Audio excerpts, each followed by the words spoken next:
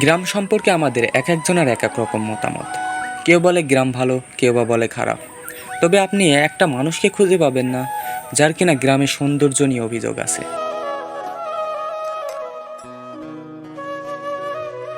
শহরের এই কোলাহল থেকে দূরে গ্রামের ওই সবুজ মাঠ, কাঁচা পথ, নদীর ঢেউ আর ভোরের পাখির ডাক, এসব মিলেই গ্রামের প্রকৃত সৌন্দর্য ফুটে ওঠে।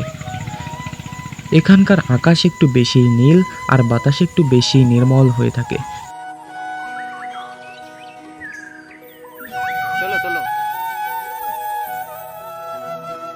গ্রাম শুধু আমাদের বসবাসের জায়গাই নয়, গ্রাম হলো আমাদের শেকড়, আমাদের অস্তিত্বের উৎস।